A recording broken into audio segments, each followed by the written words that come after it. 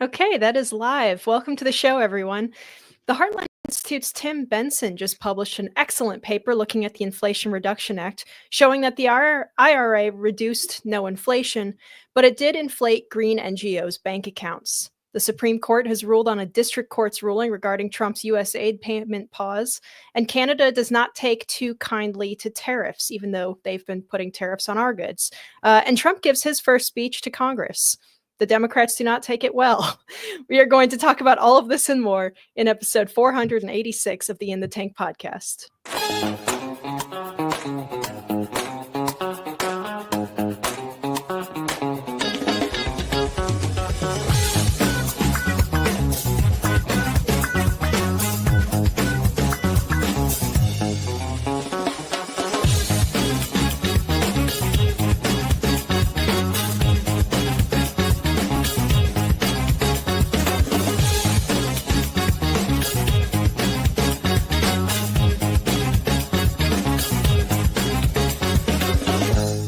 And once again, I look at the Democrats in front of me, and I realize there is absolutely nothing I can say to make them happy or to make them stand or smile or applaud. Nothing I can do. So sad. All right, welcome to the In the Tank podcast. I am Linnea Lueken, and today, as usual, we have Jim Lakely, Vice President of the Heartland Institute. Jim, how are you? I'm doing great. I understand that you... your voice is, I hope your voice holds out. I know you're a little scratchy today. Yeah, we'll see. Mm-hmm. Yep.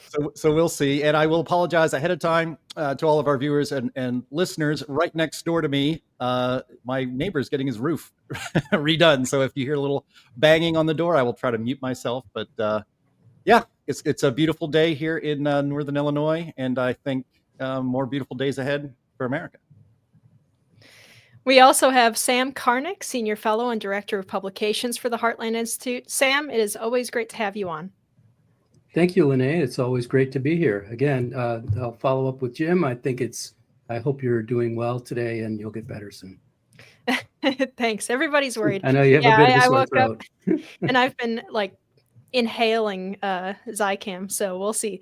All right, and as another special guest that we have today, Tim Benson, Heartland Institute Senior Policy Analyst and host of the podcast Literacy Books with Benson. Welcome, Tim. Thank you very much, Linnea.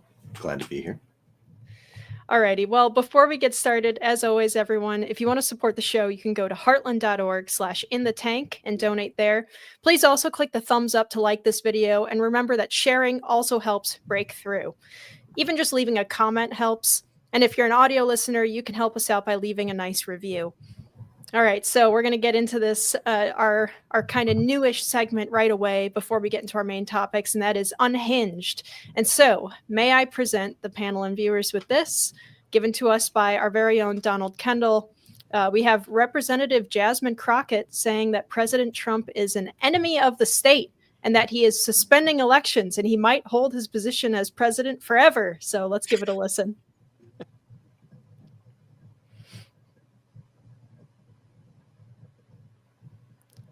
That went well. In just a second. Yep. We forgot to remind producer Andy, who is also tending to a brand new puppy, that we were doing the segment today. Yeah, we've got there's puppies all over the place in this. Okay, so anyway, Donnie sent us that link, and it is we're gonna have to come back to that. So I guess we'll move on to our first topic, which is the Heartland Institute's our very own Tim Benson and his research on the Inflation Reduction Act. So Tim, I'm mostly going to be passing this over to you. You've done a lot of great work on this. You looked at that $369 billion in subsidies given to green groups, but it didn't exactly stay at that cost, did it? Surprise, surprise. So what did you No, it find didn't take there? long. Didn't take long. No, it's sort of a long story. I don't know how much you want. We have lots of time. All So right, long yeah. story is good. So, you guys all remember back in, what was it, August 2022, big deal. Biden signs the Inflation Reduction Act, and as we knew even before it was passed, the bill really had nothing to do with inflation or the reduction of inflation or anything like that. It was basically just a giant giveaway to green interests, and a lot of feather bedding and pushing money in that direction. It was just tons and tons of different giveaways. So Donnie actually made a really nice chart for the paper showing all the different the breakdown of all the green tax credits and expenditures in the Inflation Reduction Act, like the investment tax credit, production tax credit for clean electricity storage and generation, for wind, solar, geothermal, that stuff. That was $131 billion. $3 billion for carbon capture and sequestration, production tax credit, $30 billion for, nuclear power production tax credit. That one I actually don't mind too much, but all kinds of stuff. $19 billion for lower carbon clean fuels, $37 billion to individual clean energy and efficiency incentives. Like, so if you retrofit your home, you put in like new insulation, install high efficiency appliances, you can get tax credits for all that sort of stuff. Energy manufacturing facilities, retrofitting and construction, et cetera, et cetera. Energy efficiency programs, industrial decarbonization projects, billions of dollars going to each of these things. Rural electric cooperatives, renewable energy incentives, which whatever, rural electric cooperatives to get them to invest in renewable energy. But then the big one, or the one that's been making the most news, is not really it's not the main driver of why this bill is way more expensive than what it's reported to be. But I guess we can get back to that in a minute. But the one that's been making the news most recently is this EPA Greenhouse Gas Reduction Fund, or the Green Bank, as they call it, which basically funds environmental projects. But it's basically just become this, or not really become, it's always been intended that way. It's this $27 billion slush fund for all these green groups to basically line their pockets to not really have to do anything. And they're all of these groups that are getting these money are well-connected groups to Democrat politicos and Democratic donors. So there's, lots of stuff there. What was the one that's most in the news lately was Stacey Abrams in Georgia. This was too late. The paper was already going to print by the time this came up. But so Stacey Abrams, who many people think is still the rightful governor of Georgia, is essentially, she is the lead counsel for a group that has been given basically $2 billion of this green energy slush fund, and the organization that was given this money, when it was awarded this $2 billion grant, basically had $100 in revenue from that in 2023, the year it was established. And somehow this group that only had $100 in the bank for the entire year was awarded $2 billion in in grant funding from this project. And and then there's just so many more of these that have been found out in the course of the, reporting on what's going on with this bill. And, there's just I can read you a couple of them if you want, or we can. Sure. I mean, these are projects that aren't, they don't have to have like a proof of concept. They don't have to prove that they actually, cut carbon dioxide in any kind of substantial way, right? These are just like, hey, we are a group that is dedicated to decarbonizing ethnic neighborhoods in South Atlanta. And you just throw together some it's like social justice Mad Libs, and you throw all the words together and you apply for a grant and they give you $1 billion or $500 million. No, I mean, there's tons of them. So there's one called the Coalition for Green Capital, which got a $5 billion grant. The board on that coalition includes this guy, Hugh Frater, who headed Fannie Mae at the end of the Obama administration. And another board member is Cecilia Martinez, who is the top environmental justice official in Biden's White House before moving to the advocacy and nonprofit sector. Stephen Brown, who is the coalition's chief network officer, began his Washington career in the Clinton White House. And then there's Jesse Buendia, who's the chief impact officer at this fund. He was also previously part of the California state government. Another highlighted officer with the coalition is Daniela Neary, who worked on campaigns for Michigan Democrat Haley Stevens before moving to the Progressive Turnout Project. So these things that's just one organization. I mean, and then there's a bunch more of them where they're just chock full of these liberal and progressive activists who just go, basically, they just ping pong in between government sector and advocacy sector, employment positions, and then they just, like I said, featherbed, everybody they know. It seems like a pretty good little game that they've got going there. Sam, I see you nodding over there. Is there anything that you wanted to add on this subject? Well, yes, as Tim pointed out, these organizations were favored with these grants simply because of what they said. And it's interesting because had Kamala Harris been elected president, she would have been the one overseeing whether they do what they say they're going to be doing, and there would have been no oversight whatsoever.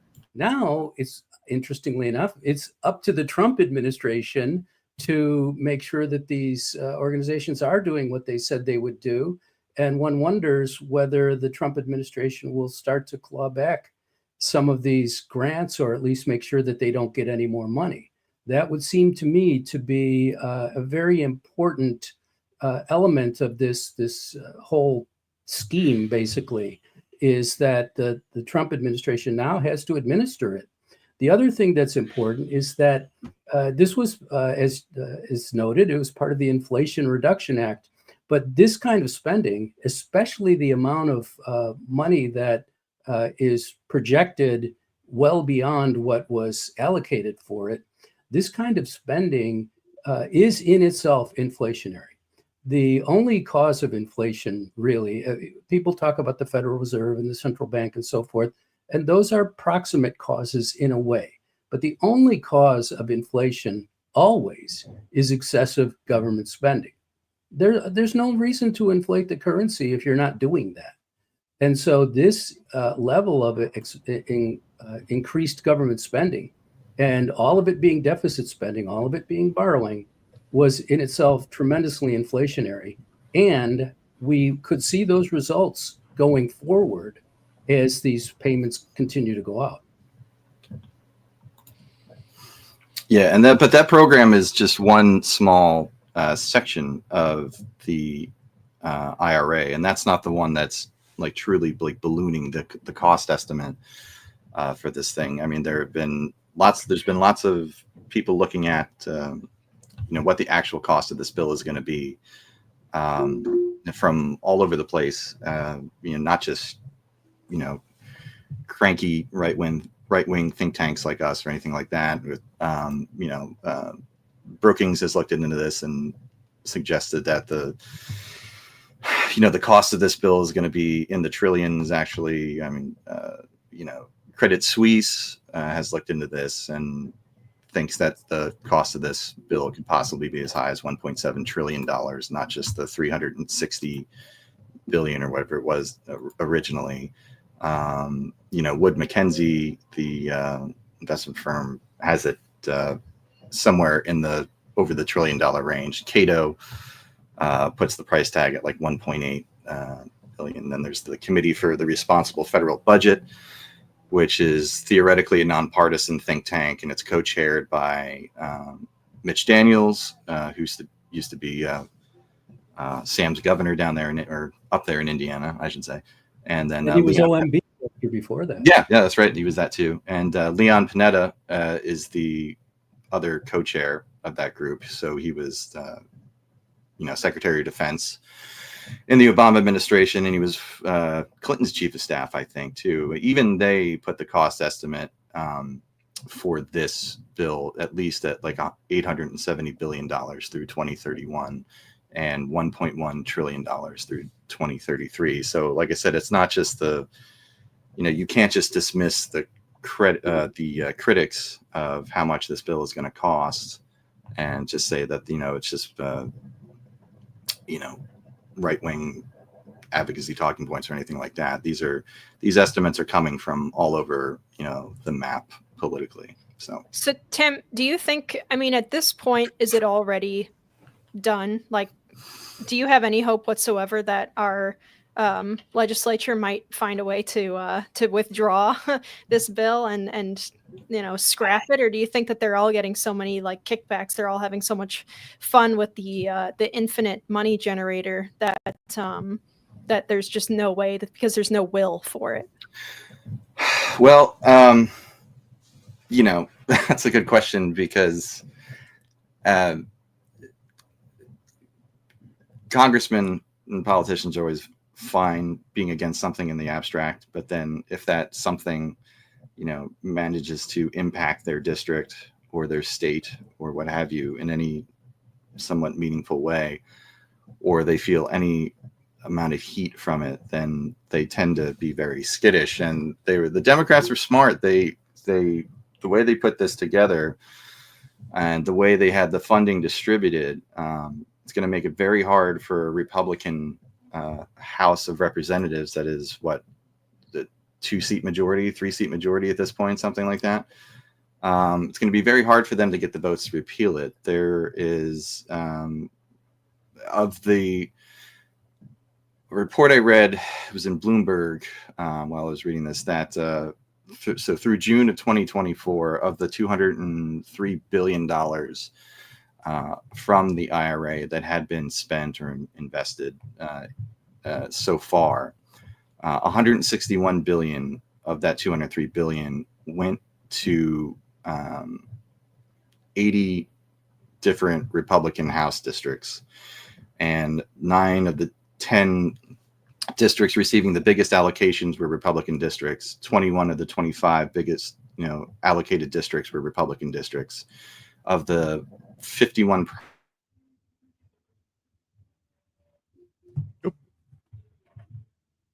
He froze. Oops, he froze up. Man. All right. Well, Well, okay. Well, 43% of or 43 of those 51. Oh, I'm here. I don't know what happened. yeah, you froze where'd up you on lose us for a second there. Oh, so anyway, so the point being that most of the big money that is already left, that has flown out the door for the investment projects in the Inflation Reduction Act are going to Republican districts, and that is without a doubt purposeful.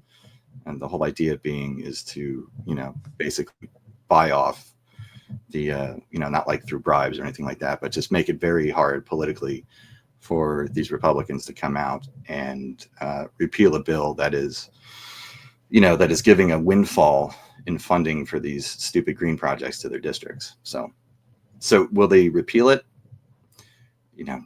Probably not. I mean, if I had to bet, I don't think they do it. There are things the states can do on their own, whether the bill actually had, the study actually has 3 different bills that states can do, or state legislators can look at to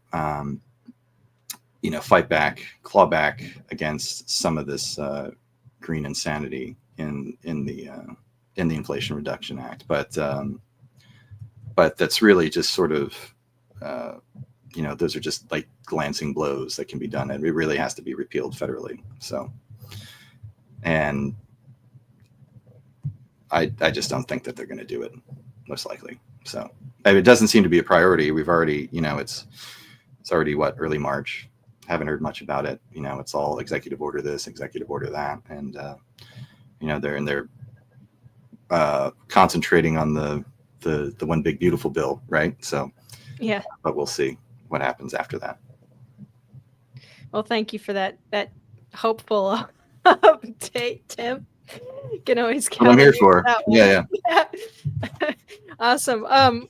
Just as a little aside, Jim, what did you have? Oh, I was just going to mention that our viewers and listeners can read Tim's fantastic analysis of all the scam, waste, fraud, abuse, and how the entire IRA is a complete scam at heartland.org. It's the #1 featured item on our webpage, so it's very, very easy to find. Two, I agree. I think Tim is correct that it was smartly the scam was smartly spread around so that Republicans don't want to repeal it. But I think the Doge project, which I still think we don't talk enough about, and how revolutionary that whole thing is could gain momentum better than anything so far, to have Republicans who, if they're going to be serious about cutting spending that we cannot afford, spending money that we do not have, that repealing the Inflation Reduction Act, because it is, in its essence, it was a scam from its name, because it was never intended to fight inflation. Of course, it was inflationary all on its own. But because of the Doge project, I think there is growing momentum to there's an actual chance that this would be repealed. That is the best way to do this. In fact, I saw even Lindsey Graham, Tim Benson, one of your favorite members of Congress in the Senate, even started urging his colleagues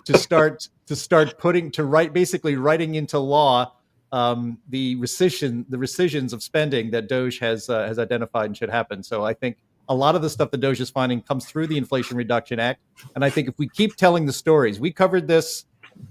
We covered some of the spending, the wasteful spending that you have in this report, Tim, on several past episodes of both Climate Realism Show, which is streamed live every Friday at 1 p.m. Eastern Time. We've done it on this here show, which is streamed live every Thursday at 1 p.m. Eastern Time. And, the billions of dollars that go into what I think is a great term for them, a pop-up NGO that did not exist until like late 2023. 5 months later, they get $2 or $5 or $7 billion in their account to distribute with zero accountability. And then you look at the boards of all of these instant pop-up NGOs that suddenly have literally billions of your dollars in their pockets to pay themselves lavish salaries and perks and all of these other things, and also to fight for climate justice or some other complete BS, unmeasurable kind of accomplishment. The scams are being exposed now. People know this. These sorts of things have actually been happening for decades. And it's almost always, Tim, Democrats who are in these NGOs that were once Democrat in government, or were in a political appointee in an agency like the Environmental Protection Agency. Yeah, it's just a revolving door. And suddenly it's just this revolving like a perpetual fraud machine that goes from the government to an NGO. And every time they pass by, they pass go, and they collect a lot more than $200 out of our pockets every time they go around the horn. It's $200. Now it's exposed, Tim. So I think this plus your report is going to put some real pressure to do something real here. I think the American people are done just thinking, there's nothing we can do about it.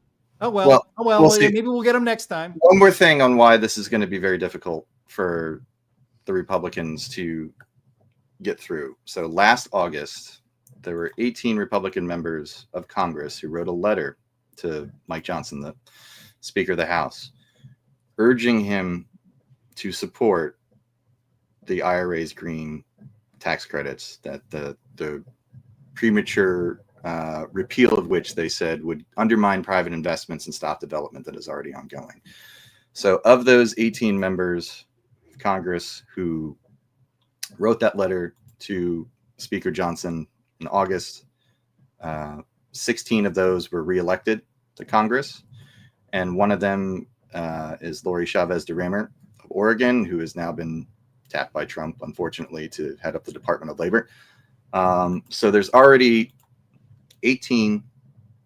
There's a block of 18 Republican representatives right there that can scuttle more than enough to scuttle any bill or repeal bill that doesn't have significant Democratic buy-in to counteract it, which is never going to happen. So they're going to have to find a way to appease those, or 16 members now. Nancy Pelosi found a way to, crack skulls and get everybody in line for Obamacare. So hopefully Speaker Johnson can do the same when it comes to IRA repeal. That'd be great to see. All right, I think we have that the unhinged video queued up, do we? We do. See. I'm gonna look in the chat. Yes, we do. Okay, let's play that, and then we're gonna get on to the USAID, which I think actually kind of ties into what we were just talking about here. Unfortunately, we have someone that is occupying the White House. And as far as I'm concerned, he is an enemy to the United States. He swore an oath just like the rest of us. But right now, when you are literally putting us at risk, all because of what? Because you want to convince your followers that you should be a dictator too, that you should never leave the White House because you don't believe that elections should take place. I don't really understand what is going on. And I don't know what it's going to take to get people to wake up. Well, there is one thing that she said that is true there, and that is that she does not understand what is going on. I don't think I've ever heard Trump say anything about not believing in elections or never wanting to leave the White House. I think the one thing they should do is call him Hitler one more time. I think that'll get him. Yeah, that'll get him this time. That's the ticket. And they should compare leadership in Europe to Churchill again, because that really just gets everyone jazzed and ready to fight Russia. So Yeah, this is we're going to touch on it when we get to talk about Trump's speech to Congress this week and how the Democrats just don't get it. And so I actually encourage Democrats to keep putting Jasmine Crockett out there, give her as much high profile, give her the highest profile possible. Her and AOC should be locked arm in arm, walking from one newsroom to the other on TV constantly. That'd be great. Absolutely. All right. So SCOTUS has ruled on the district court judge's USAID ruling. From NBC News, we have Supreme Court rejects Trump administration's bid to avoid paying USAID contractors. I'm going to read a little bit from this. All right. The Supreme Court on Wednesday backed a federal judge's power to order the Trump administration to pay $2 billion to U.S. Agency for Internal Development contractors, but did not require immediate payment. In doing so, the court on a 5-4 vote rejected an emergency application filed by the Justice Department after U.S. District Judge Amir Ali issued a series of rulings demanding the government unfreeze funds that President Donald Trump put on hold with an executive order. All right, so in the meantime, the contractors still haven't been paid. And then the Post-Millennial reports that Justices Samuel Alito, Clarence Thomas, Neil Gorsuch, and Brett Kavanaugh dissented.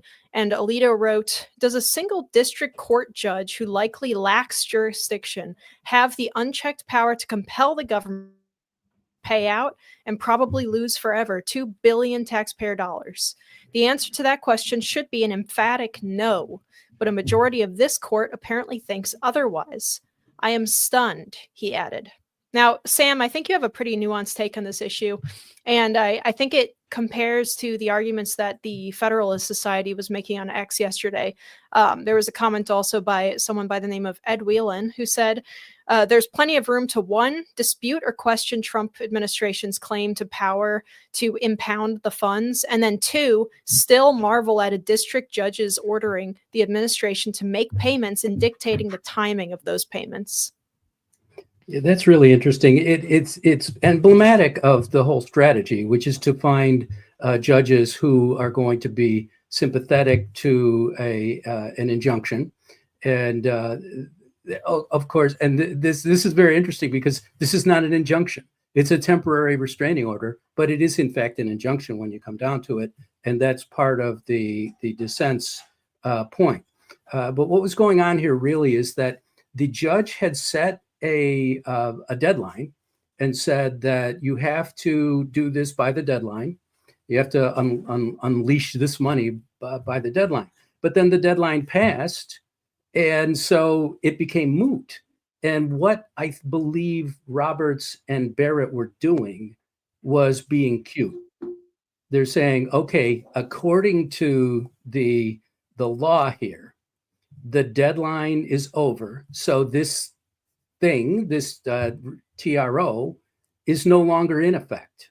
So we're bumping it back to the court to do two things. One is to clarify what exactly what the Trump administration has to spend, and number two, how long they have to do it.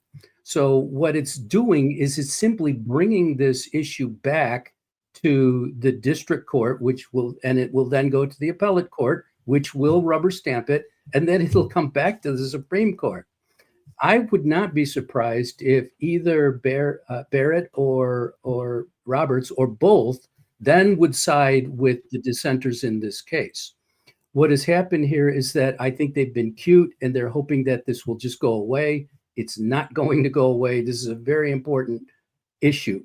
The issue is that a district court, very small court that has very small jurisdiction, can tell the federal government what the government has to do for the entire country.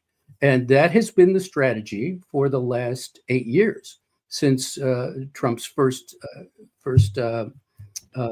term. So what happens here is that you have to find ways to stop every little thing that the Trump administration does. And so you find the right court to bring it to, and they say, well, you can't do that, Trump. And everybody says, well, he can't do that because the court said so. One of the most important roles of the U.S. Supreme Court is, in fact, to police the lower courts. And also, these lower courts are put together by Congress. So the Congress could get rid of these courts if they want to. So what we have here is a very complicated system. And I think that Barrett and Roberts, plus the usual minority of three, have made it even more complicated. But what's going to happen, I believe, is that at some point, the Trump administration and the U.S. Supreme Court are going to collide, and the Trump administration is going to have to make a decision of whether they will obey these ridiculously unconstitutional rulings, because that's what they are. And not all of them, but many of them are ridiculously unconstitutional. So the Trump administration will have to decide this. Here's the reason why they have to do that. Because the way our Constitution builds our government is that each of the branches of government is supposed to have veto power over anything the federal government does. So if you want to give billions of dollars to corrupt organizations around the world and within the United States, Congress can say, yes, let's do that. And the president can sign it and say, yes, let's do that, as happened with USAID. And the Supreme Court then has to decide whether that's actually constitutional. They didn't do that yesterday. They didn't do anything about the actual content of the matter. They just simply said, well, it's a procedural thing. Forget it. So, send it back to the court, to the original court. Well, at some point, though, you have what we have now, which is another administration takes over and says, this is unconstitutional. We're not going to do it. I, as president, this is in quotation marks, signed or made an oath. I took an oath to protect and defend the Constitution of the United States. This is not constitutional, as in fact it is not. And so I'm not going to enforce it. And you get back to the Andrew Jackson situation where he says, you know, the Chief Justice has made his ruling. Now let him enforce it. At some point, this is going to be either it's going to be a collision, or the Supreme Court is going to back down preemptively. Right now, they have, especially the two so-called conservatives on the court, have played it cute. They've delayed a decision on this, and they've delayed the collision.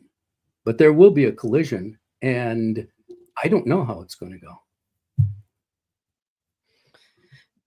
Yep. And I see a lot of, our commenters are saying that the judges are compromised or they're being overly political. Do you think that's the case in this situation with Barrett and Roberts? Or do you think that they're just, as you said, being cute? They're just trying to be a little bit too clever for their own good? They, in particular, Roberts is a very, he believes very strongly in the traditions of the court and so on and so forth. And he wants to protect their authority. The problem that they have is that they're scared. That's really what happened with Roberts and Barrett yesterday. They're scared. They don't want this collision to occur, but they have made it inevitable.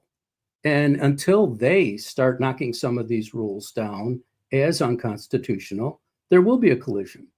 And as I say, I don't know what will happen. I have my suspicion of what's going to happen, and they're not going to win on this. Let me just, I'll just add to what Sam said. It's always good to go to Sam first on things that deal with the Supreme Court. He's very smart.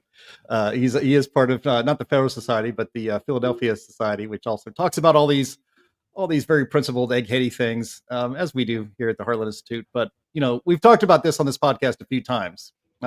Look, either the president runs the executive branch or he doesn't. And the judiciary does not get, and this is why Alito in his dissent, very strange, this is very, talk about decorum and all of that stuff. Alito is pretty buttoned up as well. For him to say he is stunned, he wrote what was a pretty insulting dissent to the people that are supposedly on his side, right, of most issues.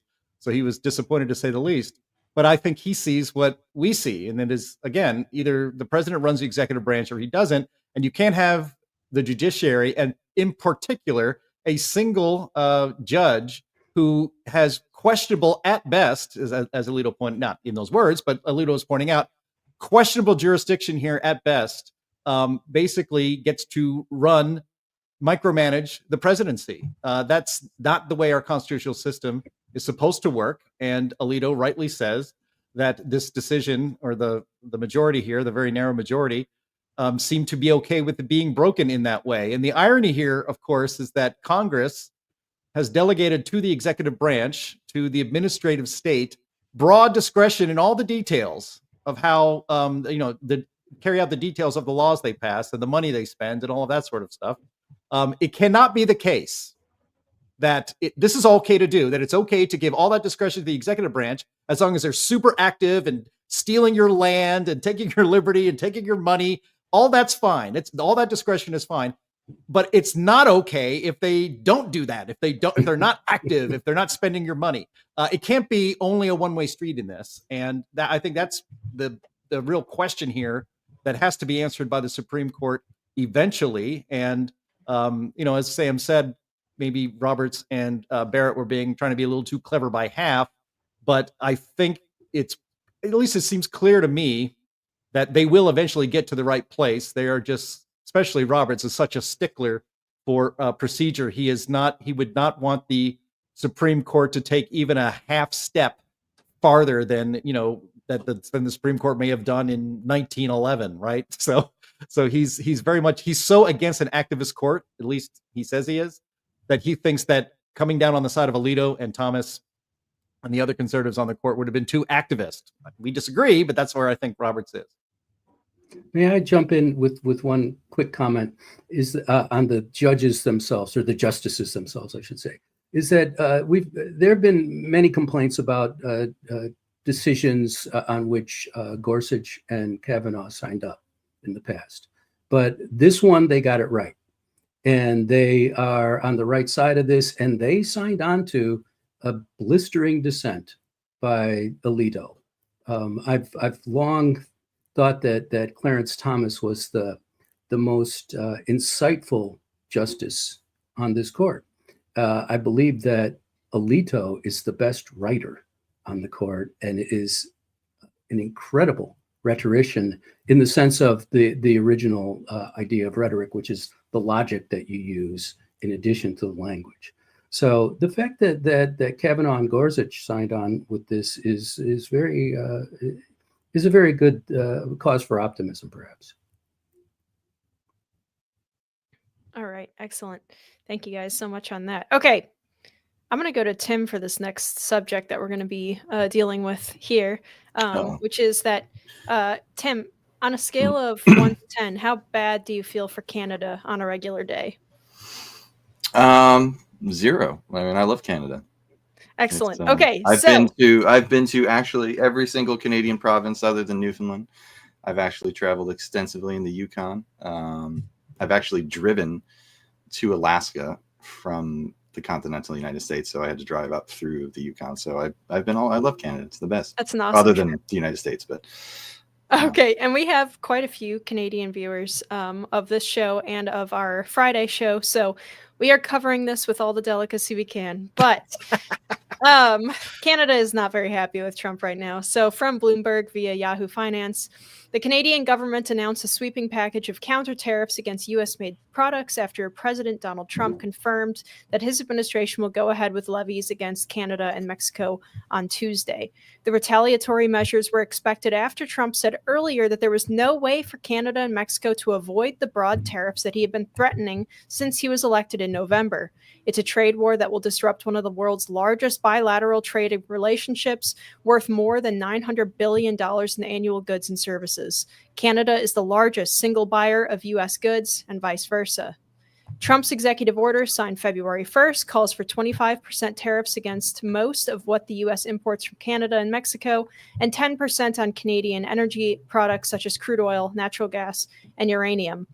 Trump has also since granted a temporary exemption from the tariffs to automakers. But so what I find interesting about this conversation is, you know, we're a free market think tank, right, here at the Heartland Institute. Generally not a fan of tariffs. However, is it really a free market system internationally when the United States is expected to be the one that has their markets free and open, and other countries levy tariffs against us all the time? I mean, from pretty much every angle. Tim, I'd like to get your thoughts on this issue. I know we're going to have a variety of opinions on this issue on this particular panel, so I'll be interested to hear. Well, not really my bailiwick. I'm not a tariff guy, but you know, I'm generally of the position that tariffs are bad. You know, all they do is increase costs for Americans. It's basically a tax on Americans, and you know, tariff, you know, going tit for tat on tariffs and protectionism. You know, it's not good that other countries tariff our stuff. But, you know, that doesn't mean that you, you know, follow one bad idea up with another bad idea. And I understand the position that, you know, that using or imposing tariffs to, or threatening to impose tariffs to negotiate, using it as a negotiating position. I think there's a argument for that. I just don't believe people in the Trump administration when they say that that's what these things actually are, because, you know, Donald Trump's been on the record for 40 years, basically talking about how he loves tariffs. I mean, just in, you know, in the, you know, just he thinks they're good no matter what, and he's always been a proponent of them. And you know, so you know, if they are really using them, or all these threats for leverage to try to reduce tariffs on American goods, you know, going into Canada or going into Mexico, then fine. I don't I don't think the tariffs on dairy dairy products coming from the United States into Canada is necessarily worth possibly blowing up the or severely hurting our relationship with our extremely friendly neighbor to the north of us. But we'll have to see, what's going to happen with all this. They keep, he keeps saying he's going to implement the tariffs, and then, after 48 hours of the market tanking, 1,000 points, then, there's a pause. And then I guess there's just coming out today, I think he's pausing some of the tariffs with Mexico now. They've reached some agreement on something. I'm not sure. I didn't really get a chance to check the news. But overall, like I said, this is not really my bailiwick, but I'm generally of the opinion that tariffs are bad, and we shouldn't be protectionist. And like I said, it's one thing to threaten them to get another party to remove them, but I don't think that is necessarily the end game with Donald Trump, just because he has a record, a long record of talking about how great tariffs are and all these things. So anyway, I'll leave it at that. All right, guys. I'm impressed. Tim and I have argued a lot with a lot more spirit than that via text over the last couple of months. Well, yeah. See, all my energy for it went out with the text messages. So that's right. That's right. Yeah. That was strategic. We don't want to air our dirty laundry on air. That's very, very nice. Very nice. Yes, that would be bad. Anyway, no, look, I saw something. It's like, there's no way to avoid the tariffs, is what I think was the quote from that story you read, Linnea. And as Tim pointed out, Trump lifted the tariffs on Mexico today on everything that is traded under the USMCA, which was the replacement of NAFTA, the free trade agreement between the United States, Canada, and Mexico. So the idea that there is no way to avoid these tariffs, there are. And I was on, actually, I think it's going to air very soon. I did a recording of a podcast for some of my friends in Canada, Canadian podcast from the Frontier Institute. And we talked about this. Again, we talked about it last week. Really, nothing has changed other than these tariffs have been now enforced on Canada. But you have to understand that Trump wrote The Art of the Deal, and he every day lives his book, The Art of the Deal. Everything is a negotiation. Dinner with his wife and family is a negotiation. He is always negotiating. He likes it. He has to do it as much as he has to breathe. And what you see here is that he's used it as leverage and as a negotiating tool against Mexico to get Mexico to be better at the border. And apparently he was satisfied after a phone call with with Sheinbaum, the president of Mexico, and then, okay, it's good. And he lifted it until April 3rd. So everybody's on 30-day probation in the eyes of Donald Trump. Apparently he had a heated, profanity-laced conversation on the phone with Justin Trudeau, so then Trudeau is given a 2-minute unsportsmanlike conduct penalty and sent to the penalty box, and maybe they'll have a phone call in another couple days.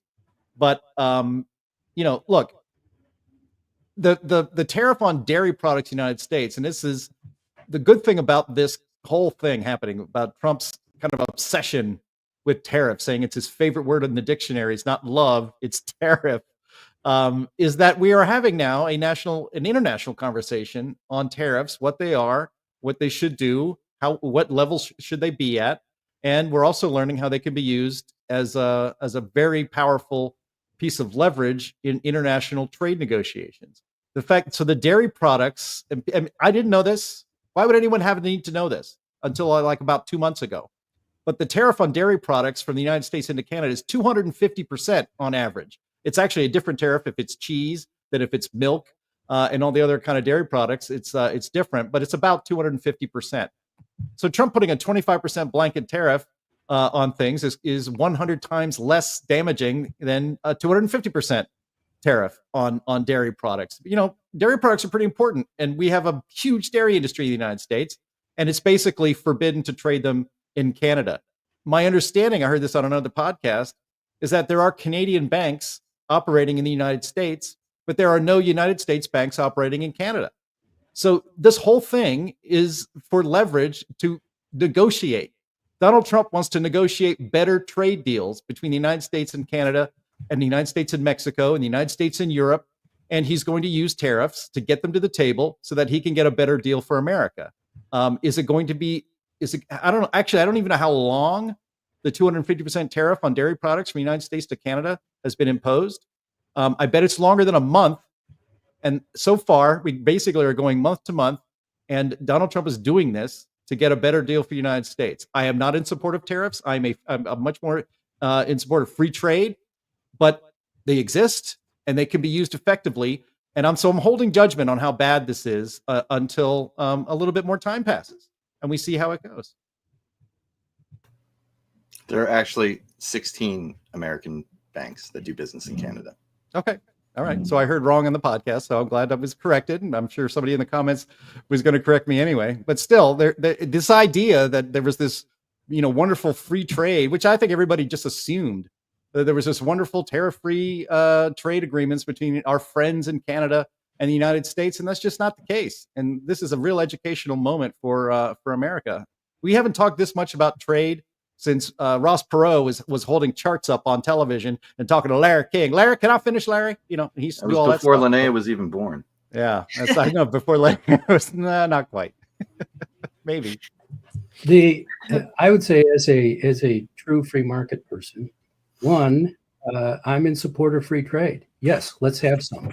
We haven't for decades.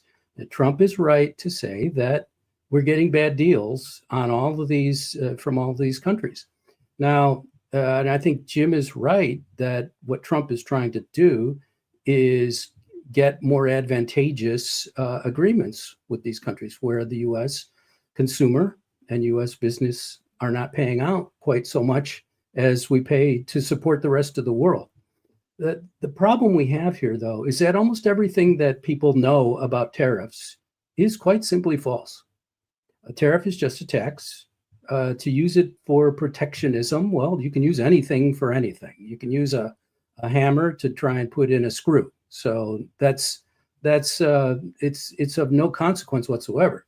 I believe that Trump's actually quite sincere about liking tariffs, and I think that he has a good point.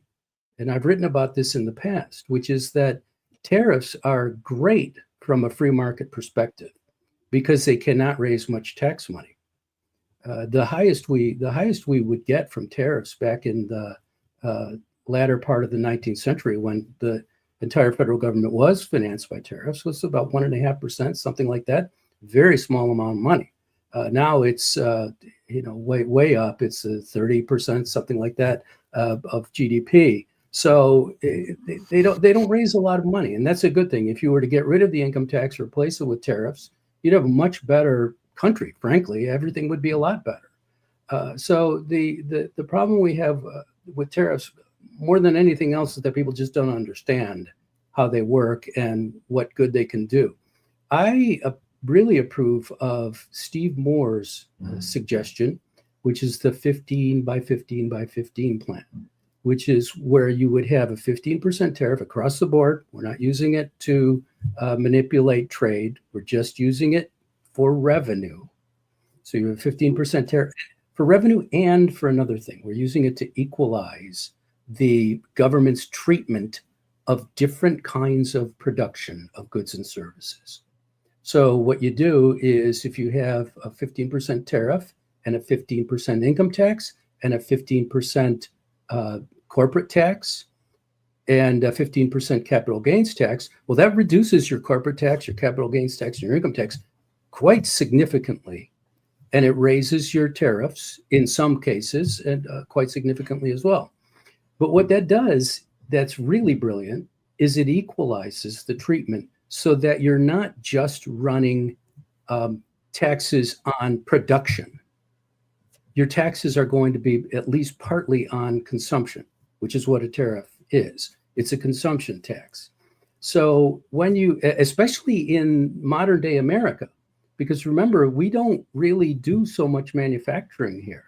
So a tariff doesn't really have much to do with our cost of our goods that we create here. And that's important because one of the principles we have been operating on for decades about tariffs is that the tariffs hurt the country that imposes them more than they hurt the country that they're imposed on. I don't think the tariffs are meant to hurt anybody if they're honestly put together.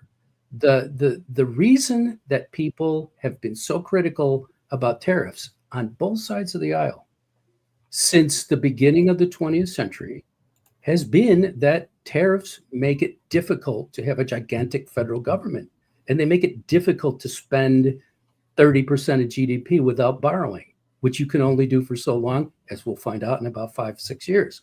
So what we know about tariffs is that they're taxes. And as I say in summation, I believe that Steve Moore's plan makes great sense. I would rather have 0% income tax, 0% corporate tax, and 0% capital gains tax, and just tariffs. But it'll take a little while to get there. We have to get spending down before we can do that. Well, and Sam, what you just described there with the pretty much zero taxes across the board except tariffs is the way that George Washington set up our first tax system, I'm pretty sure. People claiming that, the United States levying tariffs is like some kind of historically unprecedented situation where we're just crushing our industries and blah, blah, blah, is just not the case at all. Tariffs were originally like a huge chunk of the federal government's income. In fact, I think it was the vast majority of the founding government's income. So, well, the founding government back then was basically like the post office and like 6 Navy ships. Yes, good. Let's have that was the entire size of the federal government. Is that was great. During the time when we had our greatest economic expansion ever and most sustained, the last half of the 19th century, or last really 1/3 of the 19th century, at that time, our federal government was entirely financed by tariffs and a few excise taxes and so forth. Excise taxes are good too. Let's bring those back. Again, consumption taxes are better than taxes on production. That's the main point. And a tariff is a consumption tax, especially in modern America, where we don't produce that much anyway in terms of things that need physical inputs from other countries. Just one thing on the negotiating point, if I may. I don't know if we still have time. We talked about using tariffs as a tactic for negotiations, and I think it would be easier for Trump to negotiate something with a partner, with a Canadian partner that he would actually have a better relationship with than Justin Trudeau or whoever is going to be the leader of the Liberal Party in the upcoming election. And we saw that, basically the polling coming out of Canada before Trump came in and all this, the tariff stuff, and then this, the 51st state nonsense and calling Trudeau Governor Trudeau, which is funny, but it's counterproductive. And so the Conservatives were on a glide path to election coming up later this year, whenever it is in Canada. And ever since, the tariff stuff, and Trump's been sort of, just like, putting a stick in the eye of Castro and the Canadians, they've acted in a way that's in a nationalistic, patriotic way, and basically have rallied around the Liberal government in Canada that is, taking the brunt of Trump's abuse and trying to stand up for Canadian interests. And we've seen a massive decline in the polls for Pierre Poilievre and the Conservatives. And strategically, you would think it would behoove Trump to sort of knock off the Governor Trudeau 51st state nonsense and maybe get the Canadians to calm down a bit. If you were going to try to negotiate in good faith something that's trying to, reduce tariffs or whatever you want to negotiate with the Canadians. But the way he's going about it, doesn't seem to be very productive. But I mean, it's not just him too. I mean, I don't know if you guys saw the DeSantis line the other day. He was at the press conference and someone asked him about like Canadians boycotting coming to Florida on vacation in the winter, which doesn't seem to be the case because they're all over my island right now. It's just like nothing but cars from Quebec and Ontario. And DeSantis said something like, yeah, I don't think that's going to happen. They need to come down here to see what like a real, to see what a Stanley Cup winning hockey team actually looks like or something like that. Because, no Canadian hockey teams won the Stanley Cup since 1993. So it's not just Trump that's doing it, but I think, everybody needs to calm down a little bit and just, try to work this through without, purposely, thumbing your nose. 3D chess, Tim. 2 more years of Trudeau, and that country is done. Their government seriously will collapse. Seriously, maybe theoretically. 2 more. It will. No, it will. They cannot get the money to do the things that they want to do. The public is going to rebel. The government will collapse. Simply, they won't be able to pay their bills, and that's all there is to it. Now, I'm joking by calling it 3D chess, but what I am pointing out is that this isn't as big a worry as anybody thinks. It's not a big worry. If really what Trump is talking about, in my view, is actually plausible. That step in after the Canadian government falls and we'll say, well, we'll take you in. We'll take you in. We'll take care of you. We'll make sure that you that you can have a government. That's all. So I wouldn't want it because I don't think that Canada is a serious place anyway. But hey, if he wants it, that's fine. He's playing 3D chess here, and sure, if Trudeau stays on, yeah, that government will fall. They won't be able to pay their bills. I'm sorry, Sam. I have to correct you. It's 4D chess. And yes, you're right. 4D chess. Yeah. I thought we were up to like 7Ds at this point. It might be 7D chess too. I don't know. We might. We'll see where we go from here. Okay, so this last round or this last subject is we're going to cover Trump's speech to Congress, and we're going to do something a little bit like a lightning round. The Epic Times did a really nice breakdown of his speech. They listed the major points that he hit, and I thought that it would be kind of fun to go through each or at least some major points, so long as we have time here. Is this the part on the show where we drink? Yeah. Okay, so but before we do that, the media buzz surrounding this event has mostly focused on how Democrats were protesting the whole thing. Democrats had these little cringe signs that they held up. They never stood or applauded anything. And Texas Representative Al Green actually had to be removed from the event for repeatedly heckling. So we can watch that if we have that clip. We don't have a clip of him heckling, I don't think. Oh, I thought we did. Okay, never mind then. I guess we don't. Anyway, so Democrats did not take it well at all. They were very, very upset. And as we saw earlier in the show, somehow they took this speech to mean that Trump is taking over the government and never going to leave the White House. So that's fun. And so the first category that Epic Times covers is tax cuts. Trump added that these tax cuts, which would total about $4.5 trillion over a decade under the current GOP plan, would be retroactive to January 20th, 2025. And how this lightning round is going to work, guys, is I'm going to read off a short description of the segment, and then whoever wants to jump in on that subject can. So tax cuts, go. These are not tax cuts. They're just a continuation of present taxes. Thank you very much. Okay, anybody else? Nope. Okay. All right. Border and deportations. So within hours of taking the oath of office, Trump says, I declared a national emergency on our southern border, and I deployed the U.S. military and border patrol to repel the invasion of our country, and what a job they've done. As a result, illegal border crossings last month were far lower than ever recorded. One of the best lines of the night that he had in his speech was outlining his success in border enforcement and saying that the whole time, the whole 4 years, Biden and Harris were saying we need new legislation in order to control the border. He says, it turns out we did need new legislation. we just needed a new president, and that was one of the best lines of the night, Yeah, and that was a good one. 100% true. It's always been a like everything in government is a scam. I really do believe this now.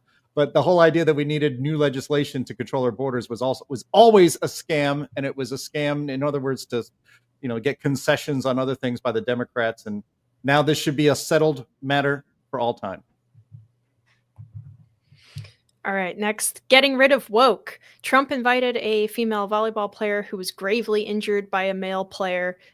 This also falls in line with the getting rid of DEI in government programs, getting rid of special accommodations given to transgender individuals in the military and whatnot, and kicking them out because they're basically not deployable, and for pretty much everything else, including like fallen arches, you can get kicked out of the military for not being deployable. So now that kind of special privilege has been ended. So thoughts, anybody? I figured this one probably wouldn't have too much to add. It's pretty self-explanatory. This is actually a pretty interesting point, which is that Trump is making a case that our government is completely corrupt to its core, and that it does not work for the people, and it does not intend to work for the people. And in these examples, what he's saying is that, okay, you've got some people who have in their mind the thought that, well, everybody needs to get everything they want. And then what that means, though, is that everyone must accommodate them, and it creates an obvious conflict. So what Trump has done is he's used these examples to show you real people affected by government policies and show you that they are harming regular people. I think it is actually very smart. Yeah, and the trans men in sports thing, I mean, that issue is like 80-20. I mean, it's it's not. I mean, it boggles my mind that like the Democrats can't figure this out and can't just drop it. That the only people that actually think that that dudes should be playing in girl sports. I mean, even with Gavin Newsom, was it, what podcast was he on? Was somebody? He came out, and I mean, we'll see if he can back up his words with actions, but he came out yesterday and said that the trans sports thing is bad. It's unfair. He called it unfair for men to play in women or boys to play in girl sports. Now he can do something about that as the governor of California and try to push legislation that makes it so that that doesn't happen in California. We'll see if that happens, or we'll just see if he's just trying to get on the right side of an 80-20 issue for his eventual run for the presidency in 2028. But it's a good thing, at the very least, that he is paying lip service to the idea that actually, yes, this is bad. And the more Democrats politically that come out and do this, the easier it'll be for other people to do so as well. So I wonder to what degree they can, though. Without what the activist base of their party going apeshit. And don't forget the space. There's also a lot of money behind the activist base. There are very wealthy people that. Well, they got it all from the Green Bank. I mean, so they're good for the next few years. I mean, until they're next in power. So I mean, they're. But no, I mean, like the issue is just too. There's no recovering from how far down in the polls they are on that issue. It's just, it's just not part. It'll be a problem in a primary, I'm sure. But I don't think we're going to see, I mean, everything has shifted so much in the last, 4 years that by the time we get to 2028, I don't think you're going to see like the woke off contest that you saw in 2020 with the Democrats, where they just try to, outwoke themselves at every opportunity. And that's a credit to, Trump's actually winning and sort of giving everyone the cover to say that, yeah, this stuff is ridiculous. So we'll see. I don't know. I think they're going to be a lot less radical on that position in 4 years. Linnea, is this the lightning round or is this the lazy river round? Oh, sorry. Jeez. Nah. But I do think the left Okay. is trapped by their tendency to say, I see things that could be, and I ask myself, why not? Mhm. And the public is saying, because that's crazy. Yeah. Yeah. Yeah. Okay, so the next category is tariffs. I'm not going to let you guys talk about tariffs anymore. We're done. Next, we talk about Doge. We talk about Doge a lot on this podcast, but if anyone has anything to add about what Doge has accomplished or has not accomplished, go ahead, shoot. Nope. Okay, we covered Doge a lot. So if the audience wants to hear about Doge, watch any of our previous episodes because, we've hammered that one in. There's so much going on with them that it's actually a little bit hard to keep up on it. All right. It was the source of his funniest bit of the night, and I think it's underrated how funny, really naturally funny. Oh, do we Donald have Trump that? is. Do we have that clip? We actually have a good clip on this. It's Okay. only a minute. This is pretty. We good can play stuff. the clip. Yeah, please do. It's so good. Just listen to some of the appalling waste we have already identified. $22 billion from HHS to provide free housing and cars for illegal aliens. $45 million for diversity, equity, and inclusion scholarships in Burma. $40 million to improve the social and economic inclusion of sedentary migrants. Nobody knows what that is. $8 million to promote LGBTQI+ in the African nation of Lesotho, which nobody has ever heard of. So I remember Shots seeing fired at Lesotho. that is so. Yeah, I think it's Lesotho. Is that the one? It's like that. Lesotho, yeah. Yeah. And it's It used to even be better. Swaziland, right? It's Yeah. even better that he mispronounced it. I think that's even funnier. But I saw this on X. Somebody had shared. They just took a video from their phone of their television of him going through this, and they put it up on TikTok, and it was seen like 50 million times. And this is those amounts of numbers. The argument against this that the Democrats are attempting is that that's small potatoes. That's not a lot of money. That's not the point, and that's not why he brought it up in last night's address, which polls show broad swaths of the United States approved of. Thought it was fantastic. It's because that's the kind of stuff that hits and you remember as Americans. It's like we shouldn't be spending money on that sort of stuff, and it's absurd. The more absurd it is, the funnier it is. But it keeps the focus on what Doge is doing as it's under constant attack by the left and by Democrats, that this is what its purpose is. It's going to get to the bigger stuff later, but I think that was the strongest part of his speech last night, and so far the strongest part of his entire presidency. Just a quick note. I think that people don't appreciate how much like Ronald Reagan Trump has been in his policies. And don't forget, it was Reagan who imposed 100% tariff on Japanese imported automobiles. Okay, and speaking of tariffs again, balanced budget. So how long have we been hearing about balancing the budget, you guys? Can Trump actually do it? And is the will actually there in the government to do it? Nope. Yes, you can, but it's going to be very difficult. Look, if you go back to 2019 spending levels, it's actually not that hard to get to a balanced budget in a few years. But starting with the current spending levels, or here's the problem really quickly: you can't raise much more money. It's not doable. It's not possible. There's a cap on how much the government can get. It's approximately 17.4% of GDP, plus or minus 1%. That's it. You're not going to get more. Doesn't matter what you make the tax rates, what you tax, none of it. Doesn't matter. You're not going to get it. So the only way to do it is to bring down spending. And how much appetite there is for that is a good question.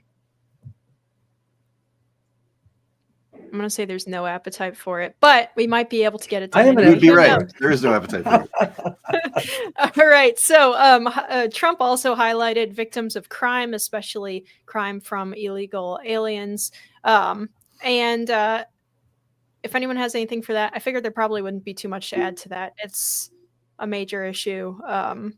Well, I would just add that the Democrats and this is another argument I got in with Tim via text, as I thought he maybe disagree with me a little bit on this, but I thought it was a horrible night for the Democrats. Actually, did talk Justin about this. Haskins, who used to be on this podcast all the time, disagreed with me as well, thinking, We no did one's talk going to about remember this stuff. But look, they wouldn't applaud giving the death penalty to illegal immigrants who murder cops. They wouldn't even stand while Donald Trump was celebrating Peyton, or the girl, the woman volleyball player who was smashed so Peyton hard in the McNabb. face by a volleyball that she has brain damage and partial paralysis and will be disabled for life. They couldn't stand to support that. And they wouldn't stand up, of course, and they don't even have to clap. Just stand up and show some respect for the family of Laken Riley, who was murdered, first horribly murdered by an illegal immigrant. And so the way they behave was so disgusting. And I think that disgust, I know I'm going to hold it, but I'm maybe a special case. But I don't think the Democrats get the stink of what they did last on Tuesday night off of them as easily as many may think. I think they're in big trouble, and they're so out of it. Just really showed on national television in front of millions and millions of people how thoroughly out of touch the current Democratic Party is. They have learned nothing from the election of just a few short months ago. They're still so consumed with Trump hatred, a hatred of Trump that half this country does not share. In fact, the opposite is true. They are so consumed with Trump hatred, they can't even stand up and applaud and appreciate a 13-year-old survivor of pediatric brain cancer. That's how sick they are in their minds. That's how much they've been poisoned, and their hearts have been blackened by their hatred of Donald Trump. It is the only thing that animates them in any way, not just politically, but personally. And, the victims of illegal immigrants was the greatest, most prominent example of that. I think Yeah. you're right that the concern for criminals over victims is a very bad stain. I think you're right that it is the worst stain of all. It is, and it's the one thing that's going to stick to them over the coming years, because they're not going to change on that. And the notion that a 13-year-old who wants to be in the Secret Service, and again, brain cancer survivor and so forth, that you can't even stand up for him. That's cruel. That's really rough. And I think that the word you use, stink, is very good. It's very vivid and correct. It's not going to go away. All right, next topic. Okay, so Jim, this is your favorite thing of all time. We are taking Greenland. Trump said, we're working with everybody involved to try and get it, but we need it really for international world security, Trump said. And I think we're going to get it one way or the other. So there you are.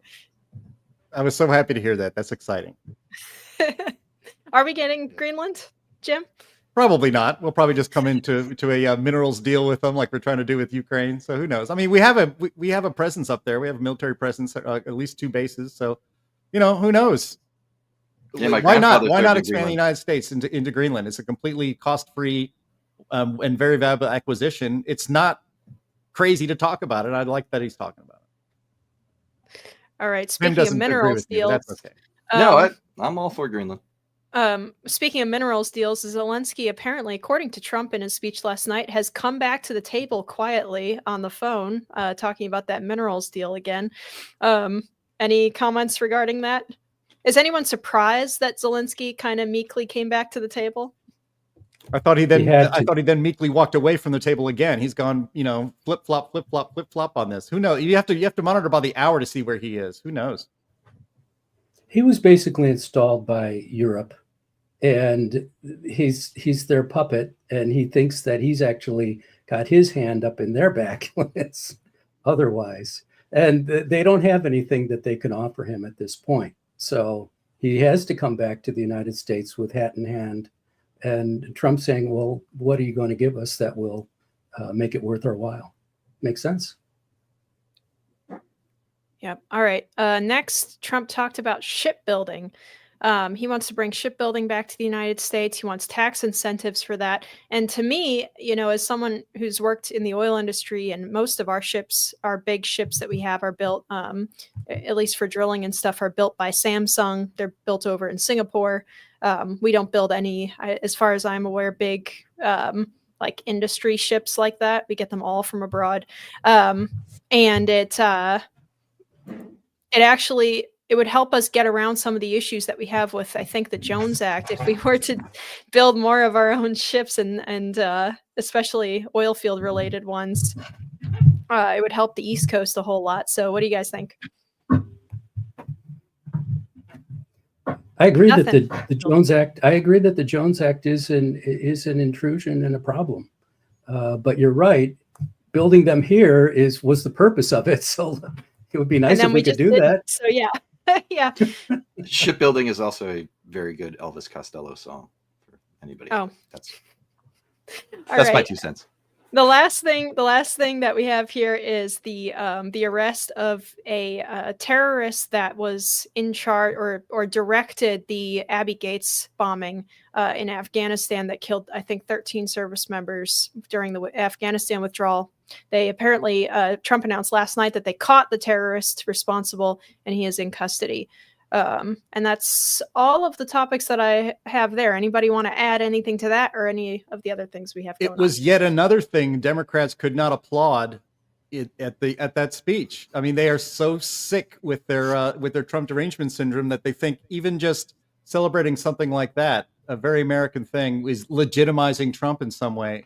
Maybe is the base of the Democratic Party, are they so also bitter that they would throw AOC out of Congress if she at least stood up, didn't even clap, just stood up in respect for any of these things? That it was not that long ago, and certainly when Obama was president, Republicans, they may not stand and applaud, but they would applaud things that were obviously objectively good things for America. The Democratic Party can't do that today. It's just crazy. How could you not be happy that the terrorist responsible for murdering 13 of our service members, of our Marines in Afghanistan, was caught?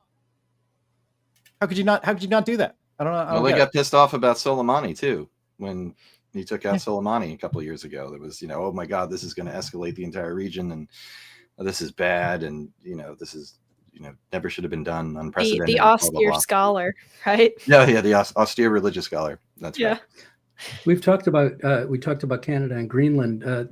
We haven't mentioned the Panama Canal, which I think is a very, very interesting subject. And the way Trump characterized it was quite interesting. Is he said, "Yeah, we built it. We spent all this money. It would be an incredible amount of money today, the most money he ever saw."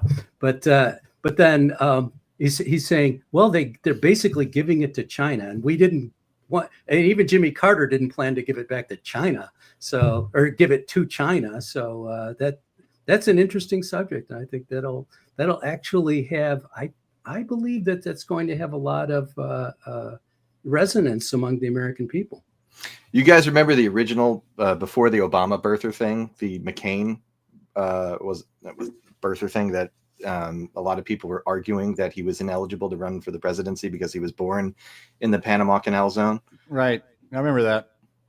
Yeah, that went far. No, I was not.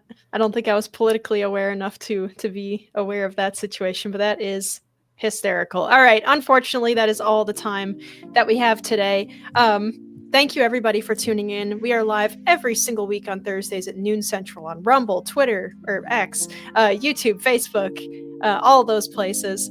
For audio listeners, please rate us well on whatever service you're using, and leave a review too. Thank you so much to our usual panelists. Jim, anything to plug today?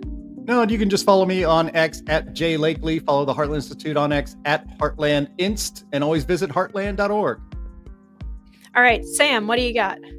Thanks. Follow me on social media at ST Karnick, and go to my Substack at stkarnick.substack.com. And Tim?